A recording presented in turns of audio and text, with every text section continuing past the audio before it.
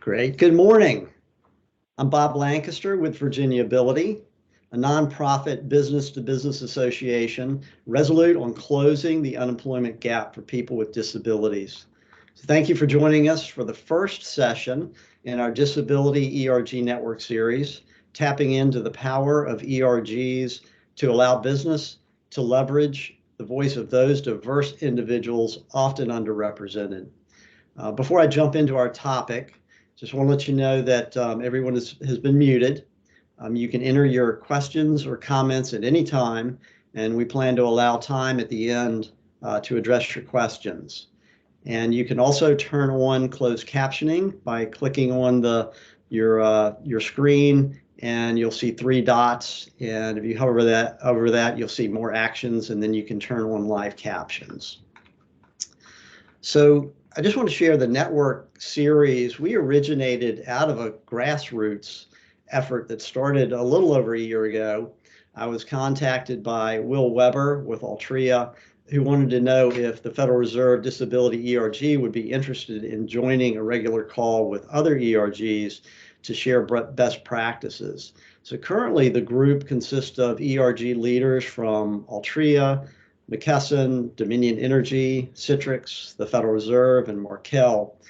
And some of the ERGs, had recently started, maybe over the past few years. Others, like the Fed, had been around for about 10 years.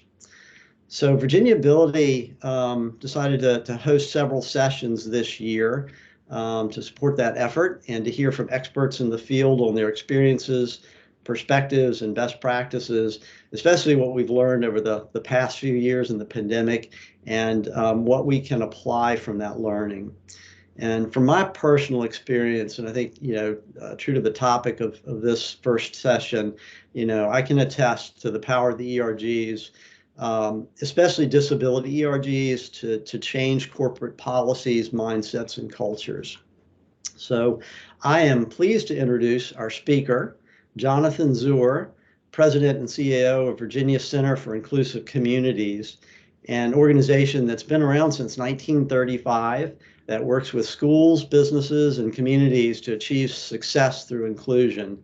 Now, Jonathan has a long and impressive bio, so I'm not going to read that to you, but I do encourage you to go out to the link, read more about Jonathan and the VCIC. But I think what's most impressive about Jonathan, and what I think you will pick up from his message today, is his passion for diversity, equity, and inclusion when people respect and value differences to enhance workplace cultures. So with that, welcome, Jonathan, and thank you for joining us today. Thank you, and good morning, everyone. I'm so grateful to Bob and Kyle, Mark, and Sean for your work in organizing today's session, for your kind invitation. And I'm grateful to be able to participate in this kickoff session for this network and have the chance to share some thoughts with you. And I'm looking forward to your comments and questions and the opportunity for discussion towards the end of our session this morning. I also want to acknowledge 2 board members from the Virginia Center for Inclusive Communities who are attending today, Mel Smith and Doug Jones. Very much appreciate their leadership in so many ways, supporting and leading the Virginia Center for Inclusive Communities. I'll share my screen and we'll show some slides as we go through. Please do feel free to put questions or comments in chat. I will try to monitor those as we go. And then, as I noted, there will be some time at the end for us to be able to specifically focus on some of the questions, points of feedback, areas that you want to add or amplify, or points of disagreement that you might have. I welcome that as well. Some of you may be familiar with the Virginia Center for Inclusive Communities. For others, this may be one of the first times you're getting to know our organization. And so I think it's always helpful to provide a little bit of history and a little bit of context for the work that my colleagues and I have the honor of doing across the Commonwealth of Virginia. As Bob noted, our organization traces our roots back to 1935, an 87-year history of service to the Commonwealth of Virginia. And our work at the Virginia Center for Inclusive Communities grew out of a national movement that in the 1920s and 30s was speaking out against significant bigotry of that time period. In the 1920s, a group of religious leaders came together to speak out against a rise in anti-Semitism, anti-Catholicism, and bigotry of that time period. These religious leaders, this rabbi, priest, and minister team, and no, it's not a bad joke, became known as the Tolerance Trio, and they went around the country to communities large and small to speak out against bigotry that they were seeing. They were invited to speak on the campus of what was then Lynchburg College, now the University of Lynchburg, on November 25th, 1935. And nearly 1,000 people are documented to have heard these religious leaders speak on that day. It's pretty remarkable to think about a gathering of that size at that time around those issues. And those who were in attendance were so inspired by what they heard that they went back to their homes and their schools, their workplaces, their communities to start local chapters of our organization across Virginia. Today, if you go across the campus of the University of Lynchburg, you will see on the ground on the center of campus this fellowship circle that commemorates that gathering back on November 25th, 1935. And you'll see that we were originally the Virginia office of the National Conference of Christians and Jews, a group that did important interfaith work throughout the 20th century. Over time, NCCJ's work broadened and evolved to address issues connected to race and class, gender, sexual orientation, abilities and disabilities, immigration, etc. And so we evolved as an organization to go from being the Virginia office of the National Conference of Christians and Jews to becoming the Virginia Center for Inclusive Communities. And today, our team at the Virginia Center for Inclusive Communities works with schools, with businesses, and with community groups to help them achieve success through inclusion.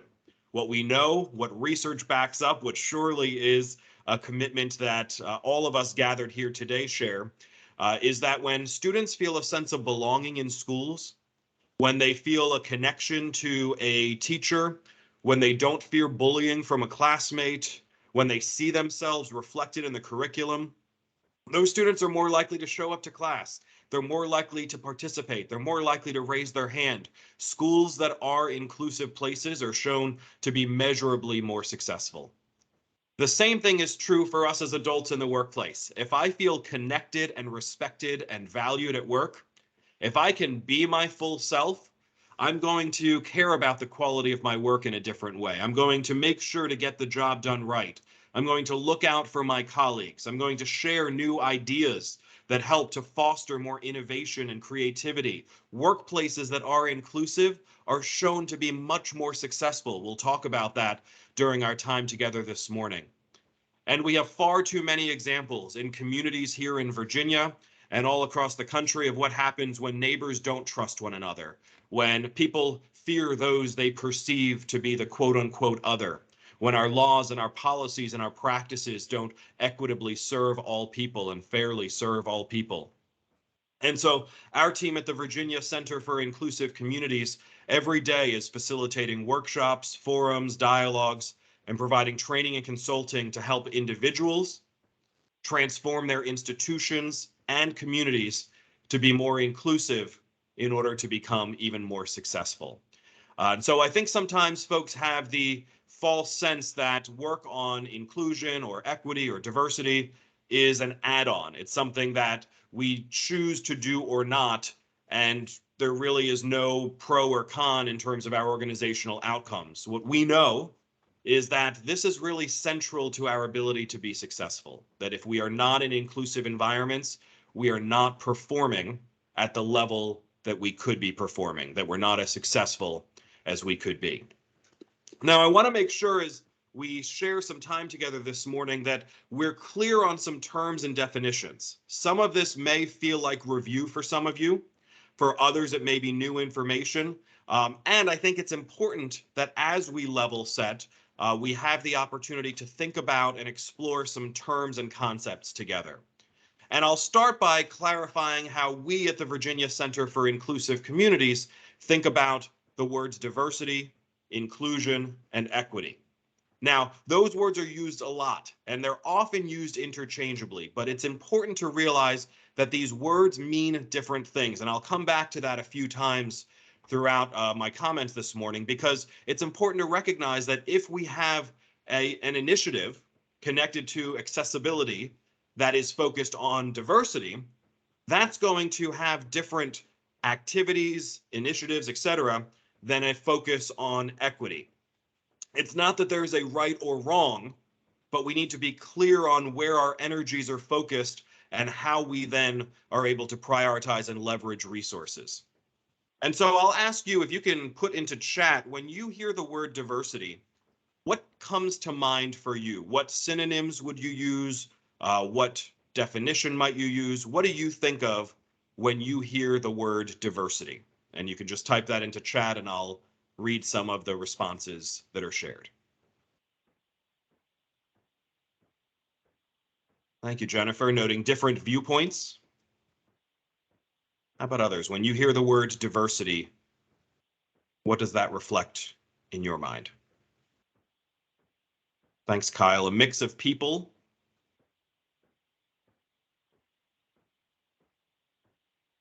Patrick adds everyone feeling belonging and welcomed.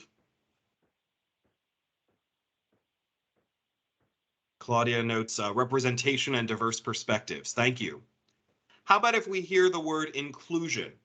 When you hear the word inclusion, how might you define that?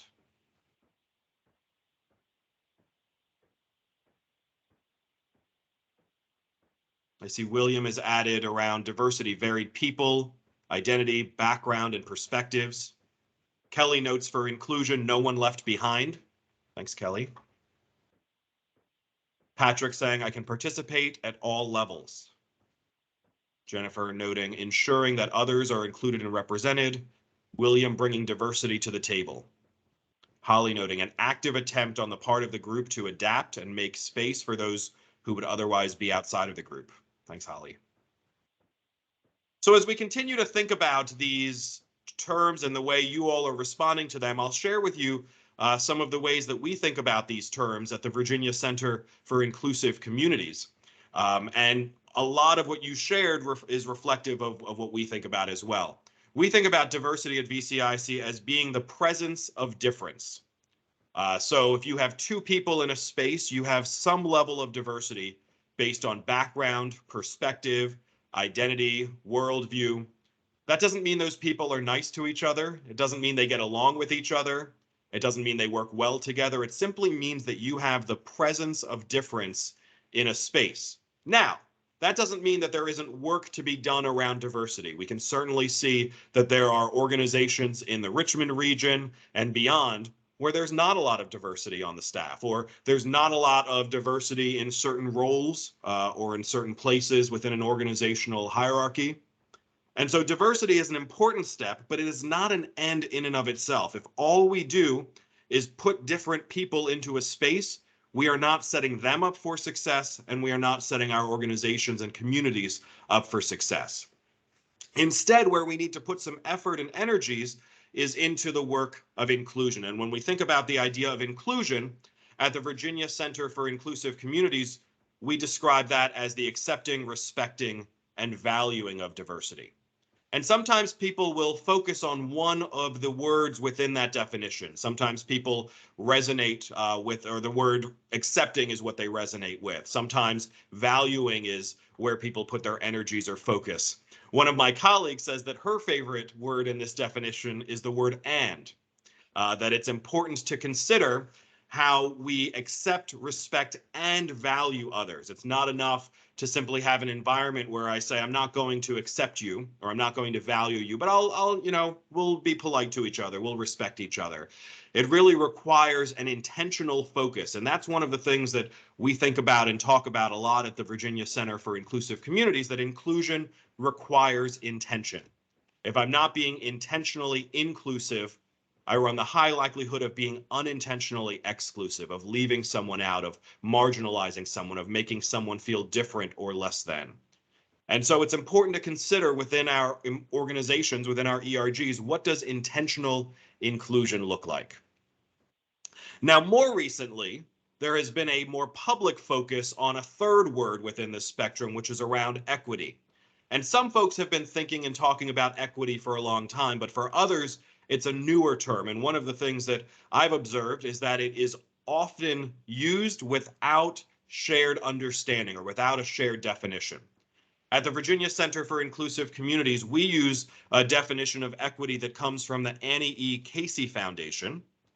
And this definition notes that equity is the state, quality, or ideal of being just, impartial, and fair. Now, that is a mouthful of a definition, I recognize. There's a lot to that. So let me spend a little bit of time breaking down what that means.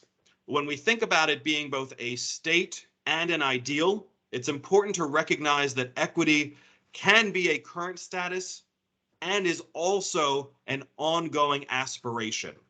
So it is not something where we have a formal destination, we get there and our work is done. We're always working towards, always striving towards greater equity. And when we think about being just, impartial, and fair, it's important to consider that different folks have different understandings of that word fair, particularly the word fair. Some people think of fairness as being sameness, and there's been an emphasis on understanding equity as being different from equality. And some folks would say it's important to focus on one versus the other. I think there's a place for both. But when we're talking about fairness in the context of equity, we're not necessarily focusing on sameness. Think about it this way. When I was growing up, I have a younger sister, 2.5 years younger than me. If you were to have visited our home and watched us interacting, you would probably hear one or both of us at different points whining to our parents, saying, "That's not fair." And oftentimes that was because we were getting different things. I was older than my sister. I was bigger than my sister. I had more schooling than her because I was 2 years older. So I was in a higher grade. And so if we were to get the exact same thing all the time, that would very much work in my favor. I would have won every time we were playing a game. I would have felt very comfortable and she would not have been. And so our parents recognized that giving us the exact same thing when we were different people with different needs was not actually what fairness was. Fairness in their mind was giving us what we needed, understanding our contexts. And the same thing is true when we understand equity at a social level. One of the corny analogies that I think is helpful to understand this difference between equity and equality would be that if we were to send out to every person attending today a pair of shoes as a thank you for participating. We're not, please don't get your hopes up. But if we were to send you a pair of shoes in the mail, an equal response, one that is based in sameness, would be a response that sends every single person attending today a size 13 men's brown dress shoe like the one I'm wearing now. Now that may work for a few folks, but my guess is that most people are not going to be all that excited about a men's brown size 13 set of dress shoes. Instead, some folks might need a different size, or might need a different style, or might need certain supports or orthotics or padding. Some people have far too many shoes and you don't need another pair of shoes in your closet. Other people might need different things, maybe multiple pairs of shoes, or maybe other types of supports. And so it's important to recognize that if we give everyone the same thing without understanding individual and group context, we're not necessarily meeting everyone's needs. And so we need to understand those individual and group contexts in order to provide responses that are actually just, impartial, and fair. Equity is a framework that really helps us to look at the structures within our organizations, to think about our policies, our practices, our institutional norms, and to look at it at that level and not just stop at the interpersonal level of how we work together. Glenn Harris, who leads a national organization called Race Forward, adds that equity is both a process and an outcome. I imagine that many of us have attended meetings in our lives where we are asked for our opinion, but it seems like the decision had already been made before you got there. I would guess that's true for many of you. If I could see your faces, expect that some people would be nodding or raising your hands. The reality is that if it is not a process where folks are truly included and centered, we're not then going to see an outcome that is equitable. There's a great line, many of you know it from the disability rights movement, that says, "Nothing about us without us." And when we center those who are most impacted by whatever the issue is, then we have the opportunity to have equitable processes that can result in equitable outcomes. The reality is that as a society, we are seeing more diversity, but unless we're intentional in working for it, we're not going to see more inclusion and equity. And this has huge consequences for our organizations. This chart that you can see on the screen comes from the work of Dr. Nancy Adler. Her expertise is in organizational behavior. Harvard Business Review puts out studies that affirm this research on a pretty regular basis. And I realize that the chart is a little bit complicated. I'll walk us through it. What Dr. Adler's research shows, what the studies in Harvard Business Review show, is that we can look at links between team effectiveness and team diversity. On the far left of the chart, what you see are teams that are diverse, that are put together without any thought, that are not well led, that don't have inclusive or equitable environments. And those teams are diverse and woefully ineffective. They are diverse and dysfunctional. They don't work well together. They are not collaborative. They don't support one another. Those teams show up on the far left of the chart. In the middle of the chart, what we have are teams that Dr. Adler calls monocultural, what we might think about as being homogeneous teams, where there's a lot of sameness. And those teams in the middle of the chart are better than the diverse and dysfunctional teams, but they generally make middle of the road decisions in terms of effectiveness. They're not the most creative. They're not the most innovative. They're not the most collaborative. They're making middle of the road decisions. What the research shows, study after study after study, is that on the far right, we have teams that are diverse in inclusive, well-led, well-facilitated, equitable environments. And those teams consistently make the best decisions for their organizations. They're the most creative, they're the most collaborative, they're the most innovative. They help their organizations to be most successful. What I think is especially interesting about this research is how these teams respond when they are asked about their experience. The teams that are on the far left, the teams that are diverse and dysfunctional, when asked about their experience, they will tell you that it was not a good experience.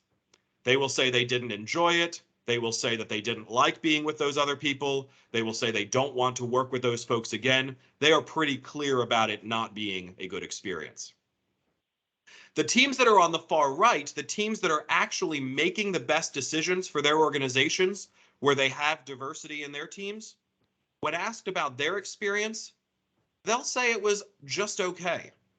They'll say that it was challenging, that it took a long time, that they didn't necessarily trust the other people they were working with. They'll say it was a struggle, even though they've made the best decisions. The teams that are in the middle of the chart, the teams that are showing up that are monocultural or homogeneous, that are making middle of the road decisions, when asked about their experience, they love themselves. They will respond by saying, it was an amazing group. I loved working with them. I would love to work with them again. We were so successful. Yay, us.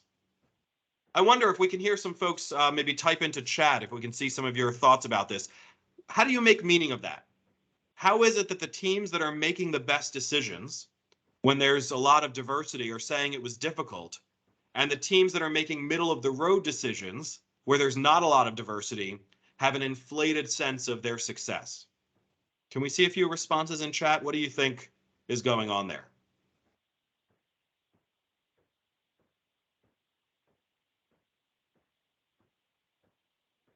Yeah, Justin notes that inclusion is challenging and brings a lot of discomfort. Thanks, Justin. What might others suspect?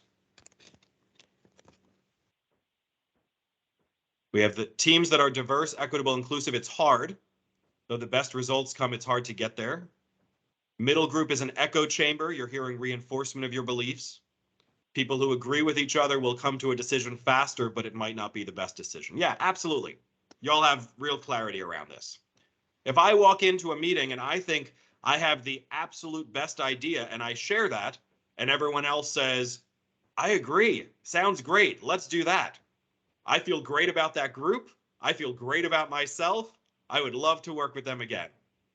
But if I walk into a meeting and I say, here's what I think, and someone else says, well, I was thinking of this other thing, and a third person says, well, have you considered accessibility for this population or that population?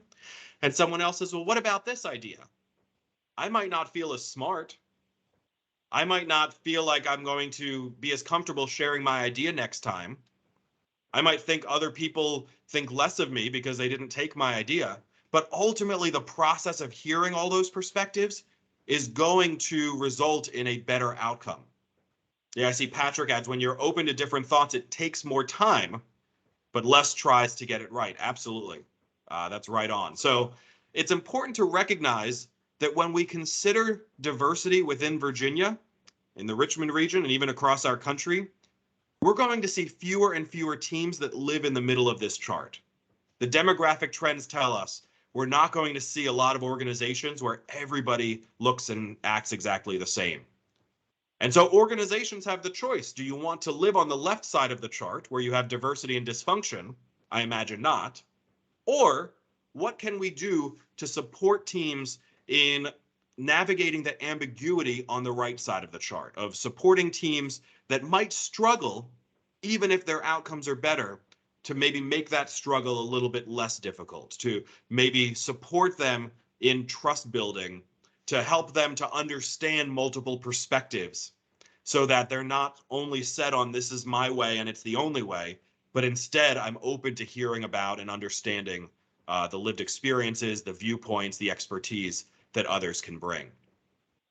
When we think about how to build diverse, inclusive, and equitable teams, it's important to consider what we can do at multiple levels. This is not a one option check off the box initiative.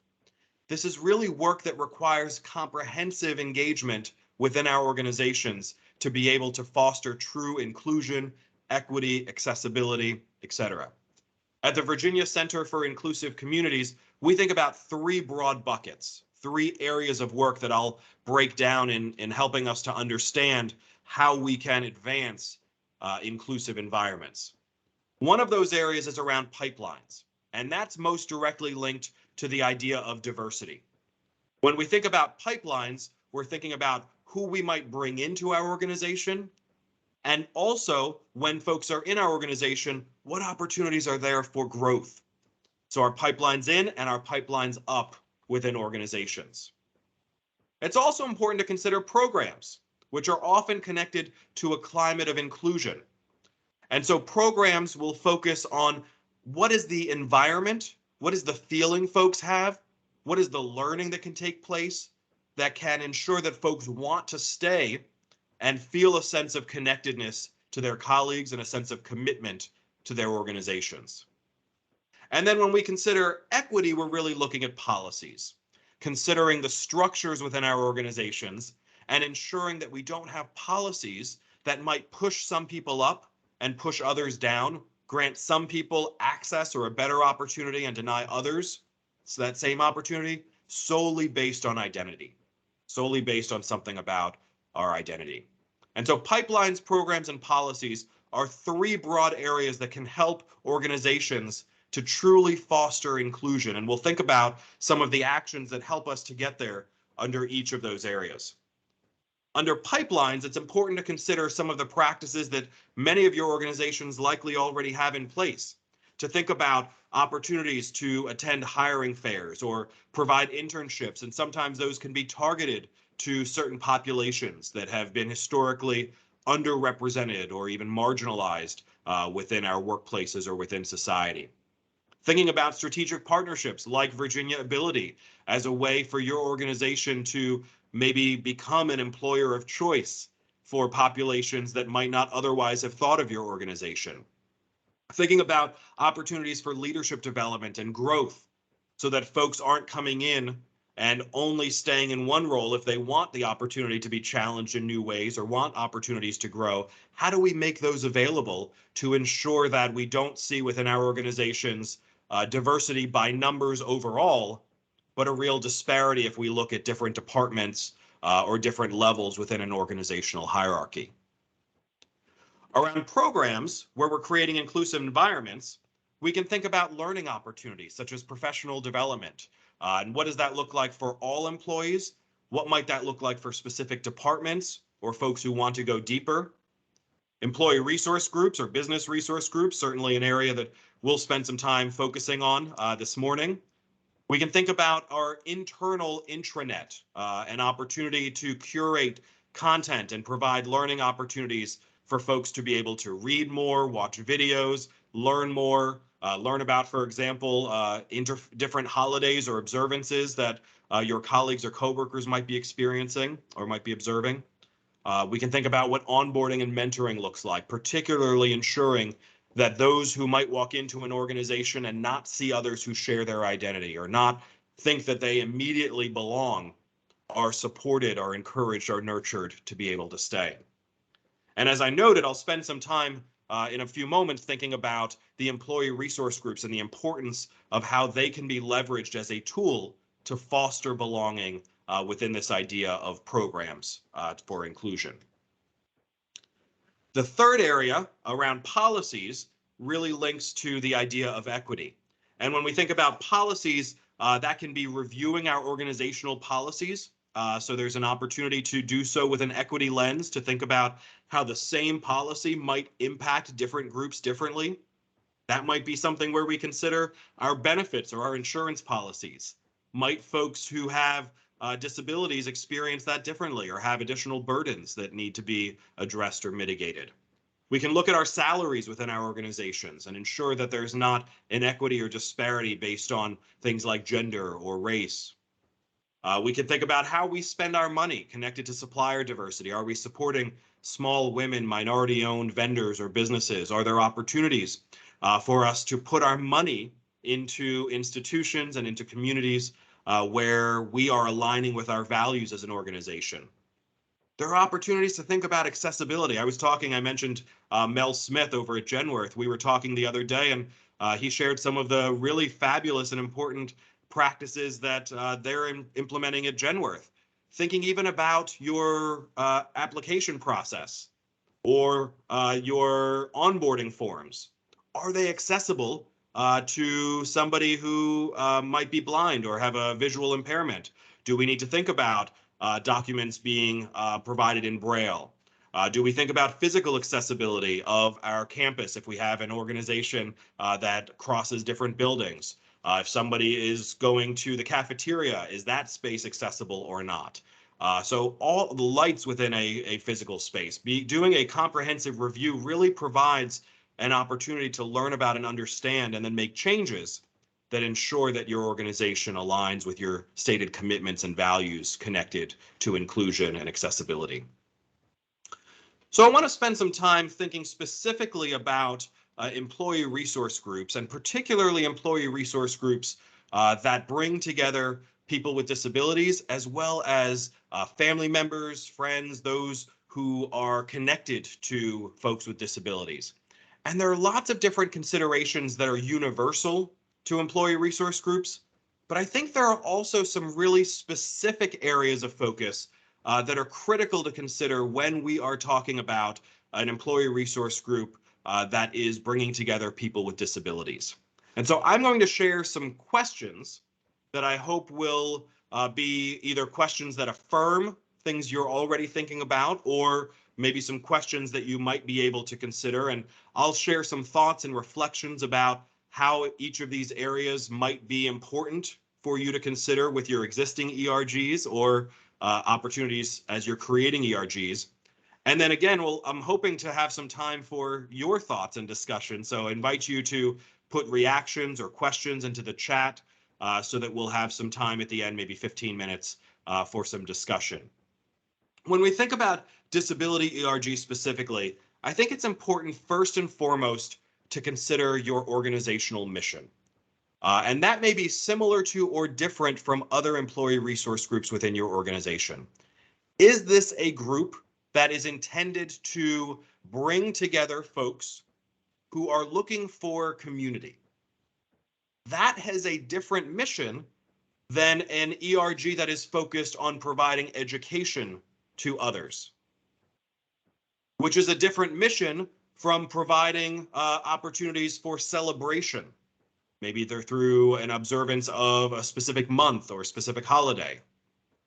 These are not mutually exclusive, but if we're not clear on our mission as an ERG, it becomes very hard to bring people together, some of whom are not interested in educating others, but want a space where they can feel like themselves and not worry about being judged by others. Some in your organization may say, well, we don't know what that ERG is doing. Why are we investing money into that? Why are we investing time into that? And so being clear, well, the mission of our ERG in this particular case is around X or Y, becomes a really critical foundational step to ensure success. We also need to think about who is included and when. This is really critical when we consider spaces that might not always feel comfortable for every person. Some ERGs with some organizations are open to anyone who has an interest. Some are specific to folks who hold that identity. Some are for folks who hold that identity as well as those who are close to them, loved ones, families, friends. And it may be that there are different opportunities within the ERG for different populations. So again, that external work can be really important, considering the education component. But there are also times where folks may not feel safe speaking up. Folks may not feel comfortable naming or challenging if there are others in the room.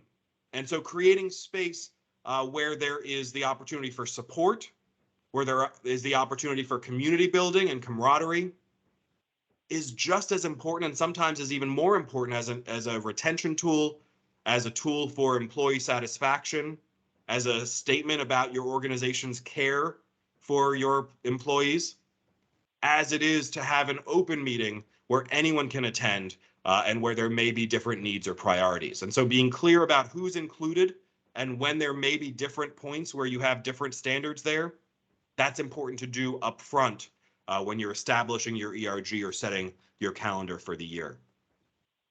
It's important to consider organizational supports. Do you have a budget? Is leadership involved? Many ERGs have found it important to have a sponsor from senior leadership, an executive sponsor, somebody who champions the ERG's work. And that does a few different things. One, it might put an employee on that executive's radar who they may not otherwise have seen or interacted with, may not know, and they may then be able to say, well, this is someone who's shown real leadership. I should suggest them for a promotion, or we might want to include them on a new committee or task force. And so that proximity becomes an opportunity for the ERG to support employee growth. Leadership involvement also is about permission.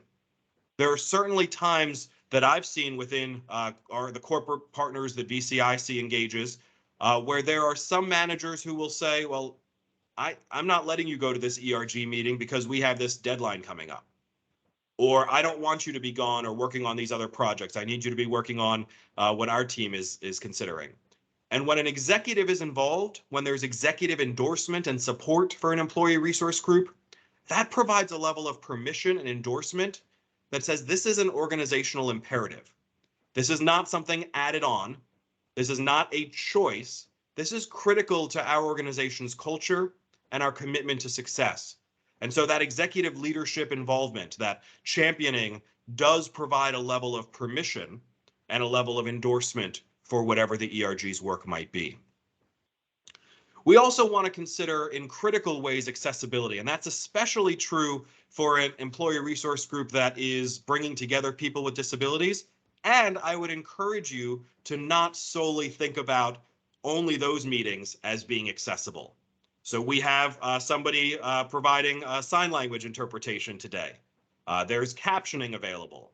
Are there other things that we might want to consider in terms of physical spaces, in terms of audio considerations? And what is our process to be able to learn that information? There are times where employees feel uncomfortable or unsafe to speak up and name some of the accessibility needs. That doesn't mean that just because somebody hasn't said they have a need, that we should assume nobody has that need. It's important to proactively, intentionally create environments where accessibility is present, even if there are times where nobody is utilizing the choices that have been made, the resources that have been made available in those moments. Because somebody finding out that they had interpretation at a meeting that they didn't attend might mean they're more likely to attend the next meeting. Somebody knowing that there are mental health resources that are available, even if they don't come to the first meeting or the second meeting because of fear around stigma or judgment or concern around whether it truly will be a safe space, the statement that the organization makes by proactively providing the accessibility is something that has the potential to have far greater impact than just that single meeting, regardless of how many people attend or utilize those supports. We can also think about honoring diversity within the disability community. This is a really critical consideration. And when we think about honoring diversity within communities, it's important to consider a concept that comes from Kimberly Crenshaw around intersectionality. Understanding that there are different ways in which marginalized identities link together to create unique experiences. Kimberly Crenshaw's specific example as a legal scholar around intersectionality comes from a court case that she studied, which was around racial and gender-based discrimination. And in this court case, Emma DeGraffenreid, a Black woman, sued General Motors in the 1970s, saying that General Motors was discriminating against her by not hiring her on the basis of racism and sexism. And General Motors responded in this court case by saying, well, you can't prove that there's racism at General Motors because we have lots of Black employees.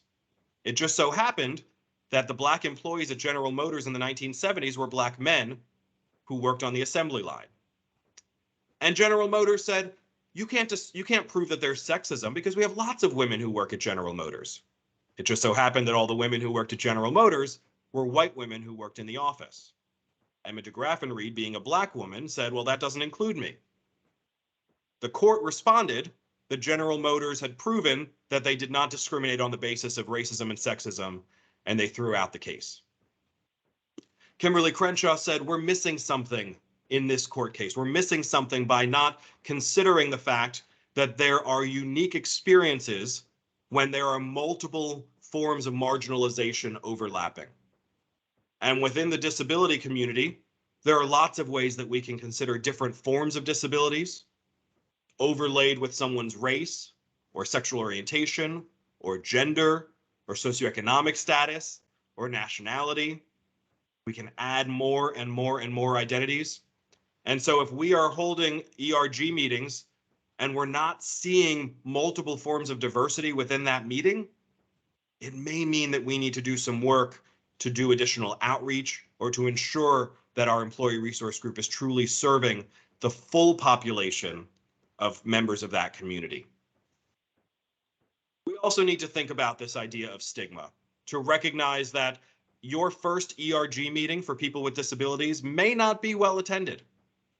Or it may be that some folks attend and some folks don't. It may be that folks with visible disabilities have different needs and preferences than folks whose disabilities might not be seen. And so even if you have a population of employees with disabilities, you may not see them come to the first few meetings. They may be fearful about sharing parts of their identity for fear that that might result in ostracizing from their colleagues, or a supervisor wondering if that employee is going to be able to perform at the level that is needed. And so the ERG alone is not the solution. It is a part of a consideration of your overall organizational culture. And when we think about our culture as a whole, that's where we need to do the work to address stigma. And then finally, we can think about the internal and external efforts that will complement the ERG. So if all we're doing is providing space for employees to meet with those who share their identity, that's important and insufficient. We need to think about how we leverage those groups to also think about policy changes, how we think about our pipelines in terms of recruitment, how we might consider our marketing efforts, how we might consider our professional development offerings. the ERG becomes one piece, an important piece, within a broader overall strategy to create workplaces that are truly diverse, inclusive, and equitable. So with that, I'm going to stop sharing and invite your thoughts and questions. And Kyle, why don't we go ahead and invite participants to be able to unmute themselves so that we can hear, if you feel comfortable, any of your thoughts that way, or if you prefer to share a question or feedback in chat, you're also welcome to do that.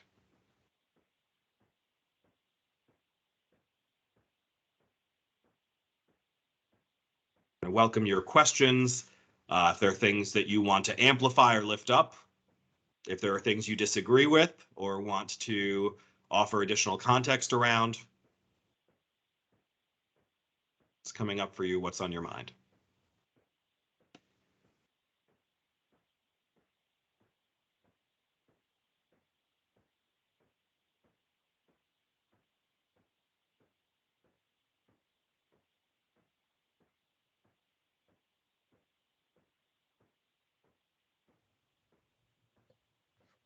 Hey, Jonathan. My name is Justin Sharif. I'm with Department of Criminal Justice Services. Thank you so much for all the awesome information and insight. This has been great. I just had a question around what kind of, or do you have any advice around capacity building in order to support ERGs kind of within the organization? I think in order to kind of get them off the ground, if there's not employees that are kind of saying we want this, but leadership recognizes it's something that's an opportunity that we could use to grow inclusion within the organization. Is it up to one person to kind of start all these ERGs, recruit and outreach for them, get people to attend, and then decide leadership within them, or just kind of any advice on that, like capacity building for it? Yeah, thanks, Justin, for the question. I think that it probably is a both and, so I would not put it on one person to, and I don't think you're implying this, to hold the responsibility for championing, creating, leading on their own. I do think that it requires a level of partnership. I think that if there is not a critical mass that is saying that they want an ERG, that requires some introspection from organizational leaders. Why might there be a situation where folks don't feel comfortable sharing this? Is it because they already feel that they are supported and belong? Or is it that there's fear around naming this need or fear around stigma? And so being able to figure out what then the response looks like becomes important. So it could be that we do some professional development around the experiences of people with disabilities, and doing so helps folks to know that this is a genuine commitment. It could be an awareness campaign through posters or signage or information in your intranet. But getting folks talking and thinking and exploring these issues may show a genuine commitment that then results in a higher level of participation. I also think when we consider capacity building, and I didn't talk about this, but it came up as a thought, Justin, in your question, is that just because someone holds an identity does not mean that they necessarily have prior training or expertise in providing leadership for these groups. And so it's also important to invest in your ERG leaders to help them to be supported to show and demonstrate leadership and take on additional leadership. They may need some additional learning and awareness around vocabulary and sensitivities as well. A person with a single disability is not expected, I don't think, to know everything about every single disability. And so building their capacity and learning is also, I think, a really critical step there.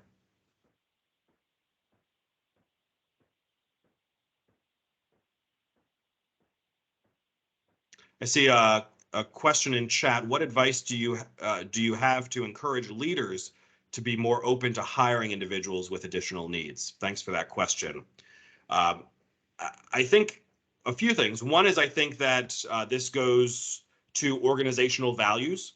What is our commitment? What do we say we do? And how can intentional effort in terms of hiring align with those values?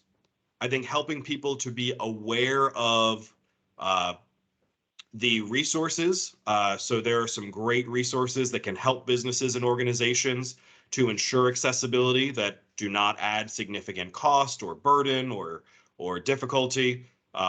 Helping people to understand that the presence of difference is an asset when leveraged well becomes an important step. And then there are times where organizational choices to ensure accessibility help all of us, not just folks with a specific disability that's being targeted. And so I think it's about building the case and aligning with the organization's values.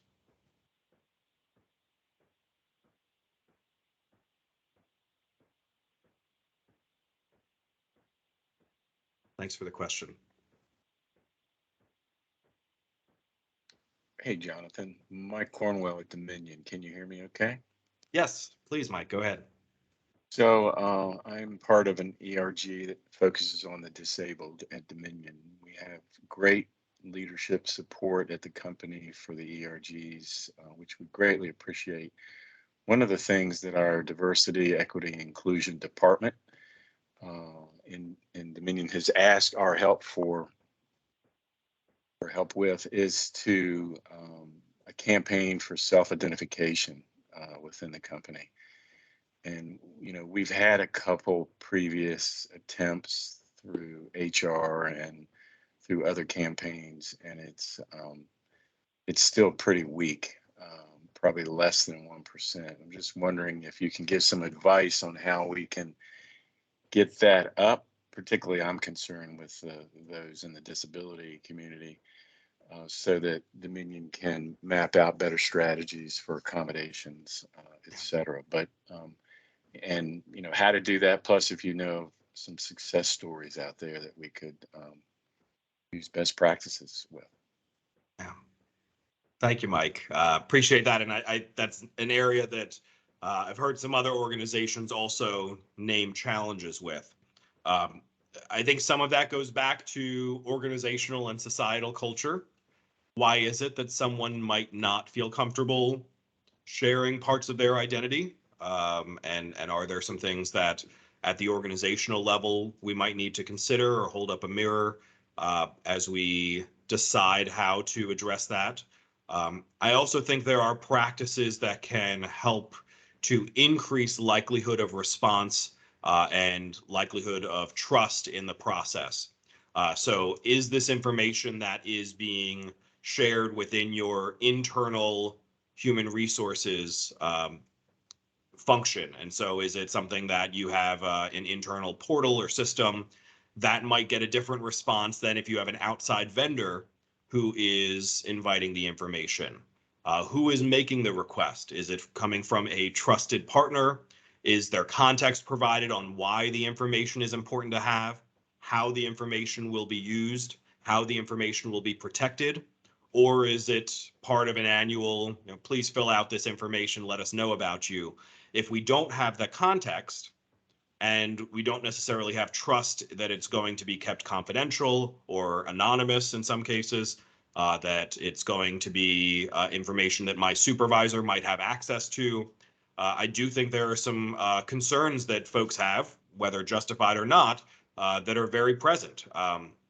And so being able to provide the context and communication on the why, thinking about who is making the ask, and thinking about how the information is collected. Is it internal, or might there be an outside partner or vendor that can collect that information? Those things can help to, I think, facilitate increased trust. And it takes time. So folks may need to see and hear the request over multiple years before they truly understand, okay, I've seen folks respond. There hasn't been an adverse impact. And so now I feel more confident and comfortable to be able to respond. Thank you. Appreciate it. Thanks, Mike. Claudia, I think I saw you had a hand up. Yes, I wanted to share, and I know I have a colleague on here from Altria. So, but you know, having worked at Altria not too long ago, I can share that we saw a lot of success in this space around self-ID. To your point, Jonathan, when you really gave them the reason why they should self-ID. And for us, it started with the development of our aspirations. So we made, we developed goals that we wanted our senior, level leaders to, be a certain percent of a ethnic background, and that included people with disabilities. So when people were able to see that we were aspiring to ensure that our leadership had representation from diverse backgrounds, levels of ability, et cetera, and then we launched the ERG in conjunction with that, our self-ID numbers from people with disabilities went up about 15% immediately. So again, it's why do you want this information? Why is it important? And if they see that you are trying to achieve something positive, you'll see an immediate reaction to that. Thank you, Claudia, for adding that really helpful experience there. Yeah. Hey, Jonathan, this is Bob. We're down to our last couple of minutes. So, if there's anything in the chat that, we can respond to post webinar, happy to do that. So, go ahead and type that in. But I do want to wrap us up. Thank you, Jonathan, so much for joining us today. And I think it's interesting that most of the organizations have multiple ERGs. They've been growing over the years. It's interesting. I think disability ERGs, I've heard, is often one of the last to get formed. And I think we have, a lot of opportunity ahead of us because we are addressing, I think, accessibility issues, hiring, certainly when you look at the Virginia unemployment, overall unemployment's around 3%. And for people with disabilities, it's, 40+%. And we have, something like 900,000 current open jobs in Virginia. So companies need to hire, and, there's a talent pool of qualified individuals that need to be tapped into. And I think ERGs can really play a big role in that, in that type of change in their organization. So, and I think you provided a lot of good tools and insights to help with that. So thank you. Want to let everybody know that this session was recorded. It'll be posted to our YouTube channel shortly, and also on LinkedIn. And please stay tuned for future sessions. And we welcome your input on relevant topics. So, if you have any, please send those in. You can find out more information on VirginiaBility on our website, sign up for our newsletter. You can send us an email to info@virginiability.org. And also, if you want more information on the VCIC, Virginia Center on Inclusive Communities, they have contact information on their website, inclusiveva.org. So feel free to reach out to VCIC. So thanks, everybody, for joining us. I hope this was a productive session for you. And Jonathan, thanks again. And Weston, thank you for interpreting for us.